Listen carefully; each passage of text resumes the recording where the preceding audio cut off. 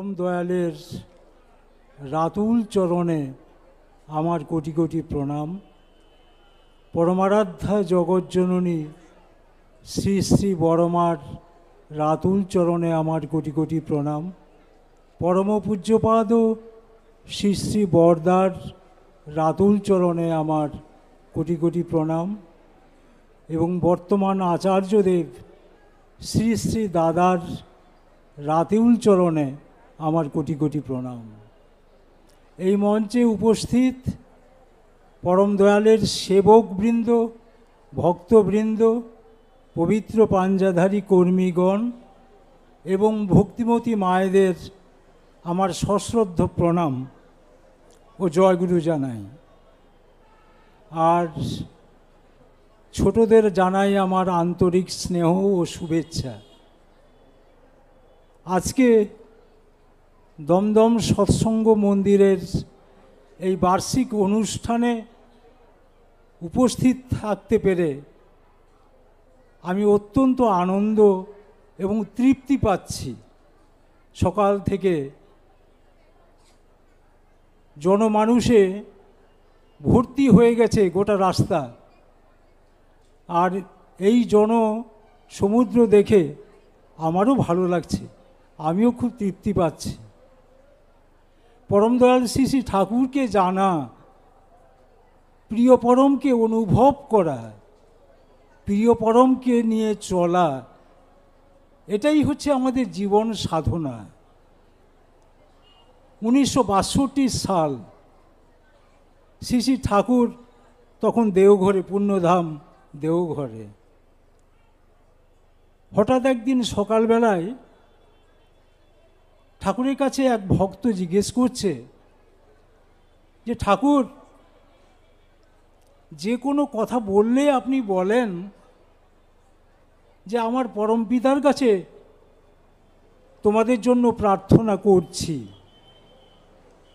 তা আপনার পরম পিতা কে? আমরা শ্রী শ্রী ঠাকুরকে পরম পিতা বলে সম্বোধন করি, আমরা সেই প্রিয় পরমকে পরম পিতা বলে সম্বোধন করি। ভক্ত জিজ্ঞেস করছে যে, ঠাকুর, আপনার পরম পিতা কে? শ্রী শ্রী ঠাকুর তার উত্তরে বলছেন, একদিন জেসাস খ্রাইস্ট বসে আছেন, তার শিষ্য তাকে বলছে যে আপনি প্রত্যেকটা কথাই বলেন আপনি আপনার ফাদারকে জানিয়েছেন, তা আপনার ফাদারটা কে? তাতে জেসাস খ্রাইস্ট উত্তর দিয়েছিলেন, তোমরা তো আমার কাছে থাকো, প্রতিদিন আমাকে দেখো, তোমরা প্রতিদিন আমার সঙ্গ করছো, আমার কথা শুনছো, তবু আমার ফাদারকে তোমরা চিনতে পারলে না। এই কথার উত্তর দিয়ে ঠাকুর সরাসরি কোনো উত্তর দেননি, এইভাবে তার উত্তরটা দিলেন যে আমাকে তোমরা সঙ্গ করছো, সারা জীবন আমাকে নিয়ে তোমরা চলছো, অথচ আমার পরম পিতাকে তাকে তোমরা দেখোনি, তাকে তোমরা চেনো না। তাহলে বুঝতে পারছেন পরম পিতা আমাদের কাছে কে, আর শ্রী শ্রী ঠাকুরের পরম পিতা বা কে? তিনিই সব কিছু, তিনিই জগতের মালিক, তিনিই আমাদের একমাত্র অনুসরণীয়।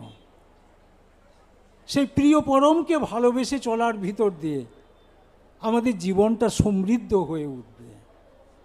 স্বয়ং আচার্যদেব প্রতিনিয়ত আমাদের কাছে সেই একই কথাটাই বলে বারবার বোঝান।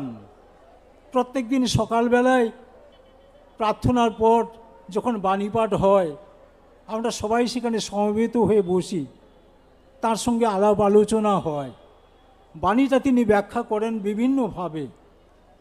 আমাদের জীবনটাকে তিনি উচ্ছল করে তুলছেন প্রতিদিন। কি সুন্দর করে তিনি বলেন, উপস্থাপন করেন। তিনি বলছেন ঠাকুরই সব কিছুই, যে প্রিয় পরমকে ভালোবাসে না তার সঙ্গে আমার কোনো সম্পর্ক নাই। বলছেন আমি আমার স্ত্রীকে ভালোবাসি, আমার সন্তানকে ভালোবাসি, কিন্তু আমার প্রিয় পরমের থেকে বেশি নয়। আমার স্ত্রীকেও বলেছি তাই, আমার পুত্রদেরও বলেছি তাই, যে তোমরা নিশ্চয়ই আমাকে ভালোবাসবে, কিন্তু তোমাদের ভালোবাসার কেন্দ্রবিন্দু হবেন পরম দয়াল শ্রী শ্রী ঠাকুর। সেই শ্রী শ্রী ঠাকুরকে যতদূর যদি আমরা ভালোবান হতে পারব, তার দৃষ্টিভঙ্গিটা এত সুন্দর, এত নির্মল, আমরা এমন করে কোনোদিন দেখি নাই। শ্রী শ্রী বরদার সময় থেকে আজকে দীর্ঘ প্রায় কাছাকাছি 50 বছর হতে গেল আশ্রমে আছি। বর্তমান আচার্যদেব যেভাবে আমাদের দেখিয়ে দিচ্ছেন, আমাদের চোখটাকে তিনি খুলে দিচ্ছেন। কীরকম করে দেখেন, বলছেন শ্রী শ্রী ঠাকুর সারা জীবনে বেশিরভাগ সময় খালি গায়ে বসে থাকতেন। ধুতিটা পরেছেন, তারপর খালি গায়ে বসে মানুষের সঙ্গে কথা বলছেন। বলে একটা চিন্তা করার বিষয় দেখেন, যে রাজার মতো কোনো পোশাক পরিচ্ছদ নাই, আড়ম্বরপূর্ণ কোনো কিছুই নাই। একটা সাদা ধবধবে বিছানার উপরে প্রিয় পরম বসে বসে মাঝে মাঝে তামাক খাচ্ছেন, গড়গড়ার নল টানছেন, আর মানুষের সঙ্গে কথা বলছেন। আর যে মানুষগুলো আসছে অতি সাধারণ মানুষ থেকে আরম্ভ করে, যারা হয়তো কেউ আশ্রমে ঝাড় দেয়, কেউ হয়তো আশ্রমের নর্দমা পরিষ্কার করছে, কেউ বিভিন্ন রকম কাজকর্মের সঙ্গে যুক্ত আছে, তার সঙ্গে যেমন ভালোবেসে কথা বলছেন, তার কথা শুনছেন, তার অভাব মেটানোর চেষ্টা করছেন, ঠিক তেমনিভাবে দেশের কত বড় বড় মানুষ আসছেন, কত রাজনীতিবিদ আসছেন, কত সমাজবিদ তার কাছে আসছেন, কত শিক্ষিত বুদ্ধিজীবী মানুষ তার কাছে আসছেন। তিনি সবার সঙ্গে তার মতো করে তিনি কথা বলে যাচ্ছেন। এই বিরাট একটা বিছানা, ধবধবে বিছানা, সেই বিছানার উপরে একটা মানুষ থাকলে তাকে অতি ছোট মনে হবে, তার অস্তিত্ব খুঁজে পাওয়া যাবে না। আর পরম দয়াল সেই বিছানার উপরে আমরা বর্তমানে সরাসরি শ্রী শ্রী ঠাকুরকে জীবন্ত অবস্থায় দেখতে পাই না, তার প্রতিকৃতি রয়েছে, সেই বিগ্রহ রয়েছে। সেই বিগ্রহের দিকে তাকানোর দৃষ্টিটা আচার্যদেব ফেলে দিলেন আমাদের। তিনি বলছেন, আপনারা লক্ষ্য করে দেখুন যে গোটা বিরাট একটা বিছানার উপরে ঠাকুরের যে বিগ্রহটা বসে আছে, সেই বিগ্রহ দেখলে মনে হয় গোটা ঘরটা যেন আলোয় ঝলমল করছে, গোটা ঘরটা যেন ভরে আছে। যেহেতু তিনি পুরুষোত্তম, যেহেতু তিনি প্রিয় পরম, তার জীবন ঐশ্বর্যটাই হচ্ছে এমনতর। তিনি যেখানেই থাকেন সমস্ত মানুষের অন্তরকে, সমস্ত মানুষের হৃদয়কন্দরকে তিনি আলোকিত করে রাখেন। তার দৃষ্টিতে যখন দেখতে চেষ্টা করলাম, তখনই দেখছি সত্যি তো তাই। ঠাকুর বাড়িতে গেছি, ঠাকুরের সামনে গেছি, ঠাকুরকে প্রণাম করে চলে এসেছি, কিন্তু এমন করে তো কোনোদিন ভাবি নাই। আচ্ছা, যদি এমনি করে ভাবেন, তিনি ভাবেন যে কেমন করে লক্ষ্য করতে হয়। দেখো তোমরা, প্রিয় পরমকে কেমন করে দেখতে হয়, কেমন করে তাকে ভালোবাসতে হয়। বলছেন, একদিন আচার্যদেবের কাছে শোনা সেই গল্প আপনাদের কাছে বলছি। বলছেন, একদিন শ্রী শ্রী বরদা ঠাকুরকে ধরে ধরে নিয়ে যাচ্ছেন নিরালা নিবেশে। ঠাকুর পার্লারে যেখানে বসেন তার ঠিক বিপরীত দিকে ঘরটাই হচ্ছে নিরালা নিবেশ। মাঝে মাঝে ঠাকুর সেখানে গিয়ে বসতেন, ভক্তদের সঙ্গে কথাও বলতেন। যখন শেষের দিকে ঠাকুর নিজে একা যেতে পারছেন না, শ্রী শ্রী বরদা ধরে ধরে ধরে ধরে ঠাকুরকে নিয়ে যাচ্ছেন। নিরালা নিবেশ থেকে ঘুরে কিছুক্ষণ পরে যখন ঠাকুরকে নিয়ে আসছেন শ্রী শ্রী বরদা, তখন শ্রী শ্রী বরদা ঠাকুরকে বলছেন, ঠাকুর বাবা, আপনি তো এই রাস্তা দিয়ে এই গেট দিয়ে সবসময় বেরোন, আবার সেই গেট দিয়ে ঢুকে আপনি বিছানায় বসেন, ওই দিকের যে দরজাটা আছে বিপরীত দিকে, যারা ঠাকুরবাড়িতে গেছেন তারা প্রত্যেকে জানেন আচার্যদের যে নাটমণ্ডপটায় বসেন তার সামনে একটা গেট আছে ঠাকুর ঘরে ঢোকার, সেটা বেড়া দেওয়া থাকে। শ্রী শ্রী বরদা বলছেন যে ওই গেট দিয়ে যদি বাবা একবার আপনি যান তাহলে ভালো হয়। তো ঠাকুর বলছেন কেন, ওই দিক দিয়ে কেন? তখন শ্রী শ্রী বরদা বলছেন, বাবা ওই দিকের গেটটায় দরজাটা খুব কষ্ট পায়, সে আশা করে সে আপনার চরণ স্পর্শ করতে পারছে না। আপনি যদি ওই দিক দিয়ে একবার যান তাহলে ওই দরজাটা একটু আনন্দ পায়। শ্রী শ্রী ঠাকুর বরদার মুখের দিকে তাকিয়ে হাসলেন, বললেন ঠিকই বলেছে খোকা, বড় খোকা ঠিকই বলেছে, ও তো আমার প্রত্যাশা করেই। তাহলে তাদের দৃষ্টিভঙ্গিটা কত সুন্দর দেখেন, তিনি কেমন করে দেখেন, কেমন করে ভাবেন, সেই ভাবনাটা আমাদের শিখিয়ে দিচ্ছেন তিনি। আচার্যদের প্রত্যেকটা দিন এই বিষয়গুলো নিয়ে তিনি আলোচনা করেন, যাতে আমাদের মনের মধ্যে একটা ভক্তি, শ্রদ্ধা, ভালোবাসা, ইষ্টের প্রতি অনুরাগ, এটা দিনের পর দিন যাতে বৃদ্ধি হতে পারে। একদিন কথা প্রসঙ্গে বলছেন, বাণী পাঠ হয়েছে, চাওয়াটা না পাওয়াই দুঃখ, কিছু চেয়েও না, সব অবস্থায় রাজি থাকো, দুঃখ তোমার কি করবে। এই কথাটা আলোচনা হওয়ার সঙ্গে সঙ্গে তিনি বলছেন,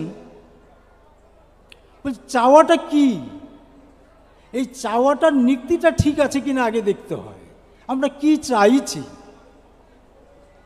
আমরা মানুষের কাছে কি চাইছি, আমরা আমার জীবনে চাওয়া পাওয়াটা কি, এই চাওয়া পাওয়াটা যদি ঠিক থাকে তাহলে জীবনটা চলাটা সহজ হয়। চাওয়াটা যদি আমার প্রবৃত্তিমূলক হয়, চাওয়াটা যদি আমার বৃত্তি প্রবৃত্তিকে পুষ্ট করে, যদি লোভাতুর হয়ে আমি কিছু চাই, যদি আমার বৃত্তি প্রবৃত্তিকে পোষণ করার জন্য যদি চাওয়া হয়, তাহলে সেই চাওয়া আমার জীবনে দুঃখ নিয়ে আসবে, সেই চাওয়া আমার জীবনে কষ্ট নিয়ে আসবে। কিন্তু যদি আমি ইষ্টকে চাই, আমার প্রিয় পরমকে চাই, আমার জীবনে ইষ্টকে প্রতিষ্ঠা করতে চাই, আমার প্রভু কিসে খুশি হবেন তেমনতর ভাবনা যদি আমার মধ্যে থাকে, তবে সেই শিক্ষাটা সুন্দর হয়ে ওঠে। তখন সেই চাওয়াটা আমার ভিতরে সমৃদ্ধি নিয়ে আসে। কারণ আমার ইষ্ট যেমন করে পছন্দ করেন, আমার প্রিয় পরম যেমন করে চান, আমি ঠিক তেমনতর করেই চলব। আমার জীবনযাত্রার মধ্যে একটা পরিবর্তন আসে। তাহলে আমাকে সবসময় খেয়াল করতে হবে যে আমার চাওয়াটা কিসের চাওয়া, প্রবৃত্তিগত চাওয়া না ইষ্টকে চাওয়া। যদি ইষ্টকে পরিপুষ্ট করে চলার ভিতর দিয়ে আমি চলার চেষ্টা করি, তাহলে জীবনটা দিনের পর দিন সমৃদ্ধ হয়ে উঠবে, জীবনটা আনন্দময় হয়ে উঠবে, আমার জীবনটা তৃপ্তিময় হয়ে উঠবে, সমৃদ্ধ হবে। এই কথা প্রসঙ্গে বলতে গিয়ে আচার্যদেব বলছেন যে আশ্রমে একবার ঠাকুরের ঘরে প্রফুল্লতা কাগজ পড়ে শোনাতেন, খবরের কাগজ পড়াচ্ছেন, ঠাকুর শুনছেন দেশ বিদেশের খবর, তারপর কাগজটা রেখে দিয়েছেন। ঠাকুর পরিবারের একটা সন্তান, সে এসেছে কাছে, ঠাকুর তাকে ইশারা করছেন কাগজটা ভাঁজ করে রেখে দাও। তিনি যখন কাগজটা ভাঁজ করে রাখতে যাচ্ছেন, ভাঁজ করাটা ঠিক মতন হচ্ছে না, তখন ঠাকুর সন্তুষ্ট হচ্ছেন না, তিনি বারবারই বলছেন কাগজটা ঠিক করে ভাঁজ করো। ভাঁজ করতে পারছেন না তিনি, তখন তো বয়স কম, তার 7-8 বছর বয়স। তখন সেই ঠাকুরের কাছে থাকা যে সমস্ত নিত্য সেবকবৃন্দ, তাদের একজনকে ইশারা করলেন, তিনি তখন কাগজটা ঠিকমতো ভাঁজ করে রেখে দিয়েছেন। ঠাকুর বলছেন যে তোমাকে পড়ায় কে? আমাদের আশ্রমের একজন কর্মী ছিলেন, আপনারা পুরানো মানুষ যারা তারা দেখেছেন, ডক্টর রেবতী মোহন বিশ্বাস। এই রেবতীদা সেই ছেলেকে পড়ান। রেবতীদাকে ঠাকুর ডাকলেন, ঠাকুর ডেকে বলছেন যে দেখো পড়াশোনা মানেই যে শুধু বইয়ের জিনিসটা মুখস্থ করে দেওয়া তা নয়, শুধু বইয়ের জিনিসটাই তাকে তুমি ধাতস্থ করে দিয়েছ, এর ভিতর দিয়ে সে আসল শিক্ষা তো কিছুই পায়নি। জীবনে কেমন করে তাকে চলতে হবে, জীবনে কেমন করে একটা কাজ করতে হবে, এই জিনিসটা যদি তুমি তাকে না শেখাও তাহলে সে শুধু কেতাবি শিক্ষাটাই শিখবে। বর্তমান আচার্যদেব বলছেন ঠাকুরের এই গল্পটা, পূজনীয় পিন্টুদা ছিলেন, এই পূজনীয় পিন্টুদা বারবার বর্তমান আচার্যদেব যখন ছোট ছিলেন বলেন যখনই খেলার সময় হতো বইটই ফেলে আমরা ছুট দিতাম, তখন পিন্টু কাকা তিনি আমাদের শিখিয়েছিলেন যে ঠাকুর কীরকম করে পছন্দ করেন। পড়াশুনো করে চলে যাওয়ার সময় বইটাকে কত সুন্দর করে গুছিয়ে রাখতে হবে, জিনিসপত্রটা কত সুন্দর করে গুছিয়ে রাখতে হবে। ঠাকুর বলছেন অর্জনে পটু সাশ্রয়ী কাজে সুন্দরে সমাপন, এই দেখে তুই চিনবি লোকের দক্ষতা কেমন। একটা মানুষের যোগ্যতা সেইখানে নিরূপিত হতে পারে। একজন রান্না করে এক মা, তার রান্না করাটা এত পরিপাটি যে সে রান্না করে চলে যাওয়ার পর সেই জায়গাটা অত্যন্ত পরিষ্কার মনে হয়, সেখানে মনে হয় না এটা এলোমেলো জায়গা। আবার আরেকজন মা তিনি রান্না করছেন, রান্না করে যাওয়ার সময় সেটাকে দেখলে মনে হবে যে চতুর্দিকে ছড়িয়ে ছিটিয়ে নর্দমা করে রেখে দিয়ে গেছেন। এই যে গোছালো জিনিসটা, সমস্ত কিছুটা পরিপাটি করে জীবনে চলা, জীবনটা হচ্ছে আমাদের এই রকম। আমি ইষ্টকে ভালোবাসি মানে আমার জীবন চলনার মধ্যে সেই পরিচ্ছন্নতা আসবে। শ্রী শ্রী দাদা ছিলেন, এখন দাদার কাছে আমরা বসে আছি, দুপুরবেলায় আমার শুক্রবার স্কুল ছুটি, আমি দাদার কাছে বসে আছি। সবাই ঠিক উঠে পড়েছেন, যখন আমিও উঠে চলে এসেছি।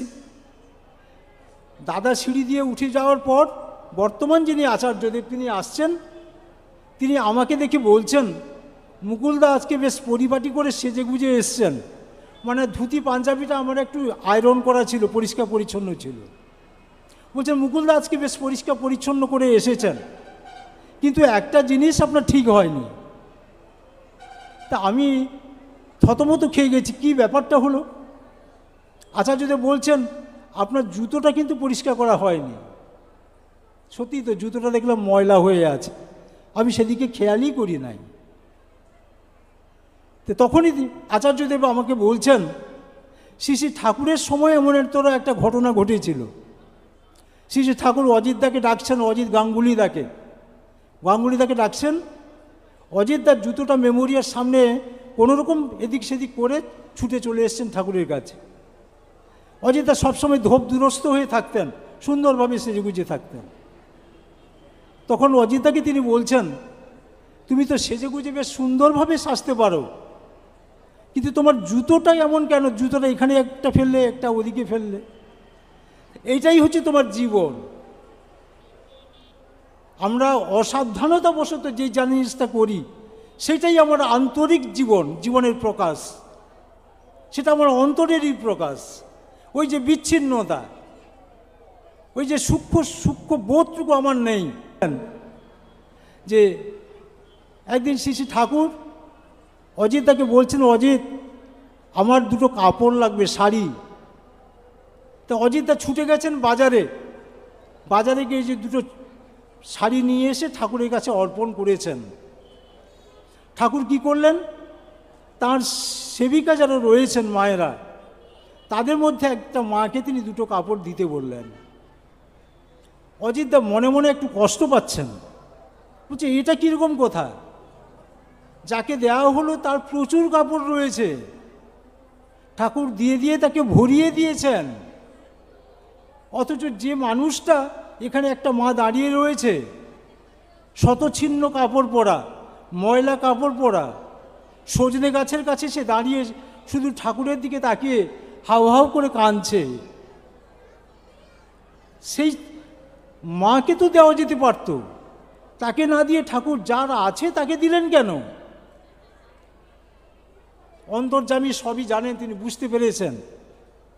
কিছুক্ষণ পরে অজিতদাকে আবার বলছেন অজিত আমার আরও দুখানা কাপড় লাগবে। অজিতদা তখন ছুটে গেলেন, আবার বাজারে গিয়ে দুখানে কাপড় নিয়ে এলেন।